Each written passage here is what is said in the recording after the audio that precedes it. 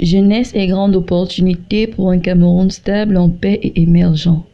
Tel est le thème de cette 53e édition de la Fête nationale de la jeunesse. Ce 11 février 2019, cette célébration était un véritable moment de communion, d'unité et de célébration pour les jeunes de l'arrondissement de Yaoundé 4. Pour notre pays, nos attentes, c'est que la jeunesse, que nous arrêtons la corruption dans notre pays. Et nous pouvons aussi dire qu'il y a l'évolution. Les jeunes se développent dans l'informatique. Il y avait 4 petits garçons. 4 petits garçons, tu quittais le rang. À l'aide des pancartes et banderoles, ceux-ci ont véhiculé de nombreux messages sous le regard attentif et admiratif de nombreuses autorités. Ainsi, le vivre ensemble, la tolérance, le bilinguisme et le multiculturalisme sont entre autres les messages qui ont été véhiculés par ces jeunes. Pour des activités diverses, et j'ai eu la chance de prendre part à certaines de ces activités. C'était dans une ambiance bon enfant, c'était assez coloré, c'était assez court. Nous avons aussi profité de cette tribune pour interpeller la jeunesse, parce qu'au jour d'aujourd'hui, nous vivons une jeunesse qui coule, qui peut couler. Heureusement que nous sommes là pour interpeller cette jeunesse de faire attention à la consommation outrancière des stupéfiants, de la drogue, j'en oublie d'autres.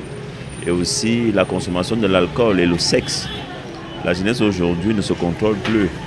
Et une jeunesse qui se livre à ces fléaux se détruit. Elle est le fer de lance, c'est-à-dire le Cameroun de demain. Le moyen par lequel le Cameroun se construit et prépare son futur. Il faudrait donc que cette jeunesse se responsabilise.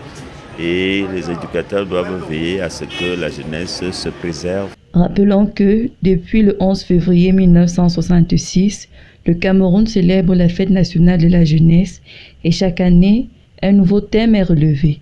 Celui de cette année met un accent particulier sur la formation professionnelle des jeunes, la stabilité dans les régions anglophones, afin de parler d'émergence à l'horizon 2035.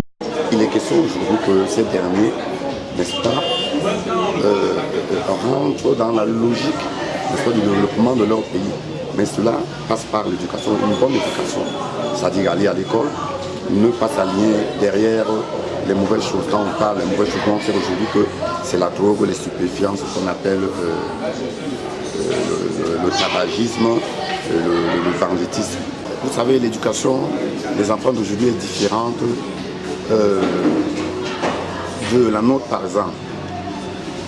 Et moi, la faute, j'attribue toujours la faute aux parents. Parce que, par exemple, moi, je suis enseignant dans une salle de classe. Quand tu parles à un enfant, pour son instruction, pour son éducation, pour son devenir, il va te dire carrément que mon père ne me fait pas ça à la maison. Alors quand tu le punis, il rentre à la maison et tu es surpris que le lendemain, le parent vient dire « on ne fait pas ça à mon enfant ». Alors donc, moi je pense que la faute revient aujourd'hui aux parents. Ça c'est clair. Si vous éduquez vos enfants à la maison, ces derniers ne peuvent pas se comporter, c'est-à-dire ne peuvent pas ignorer le parent qui leur parle ailleurs. Suite à toute cette instabilité, le président de la République, dans son discours adressé à la jeunesse camerounaise, ce 10 février, a invité celle-ci à faire une politique positive dans le processus électoral. Arrêtez de prendre les stupéfiants, arrêtez de vous droguer les gars, ça ne sert à rien, au contraire, ça finit, ça nous finit pour rien. Donc essayez d'être responsable et en plus, le papa a parlé hier soir, nous sommes poussés, il dit ceci, le Cameroun de demain sera conçu par nous. Donc essayez d'être sérieux à ce que vous faites, arrêtez le désordre. Il a également interpellé cette jeunesse à plus de responsabilités et de renoncer à la consommation de l'alcool et de la drogue.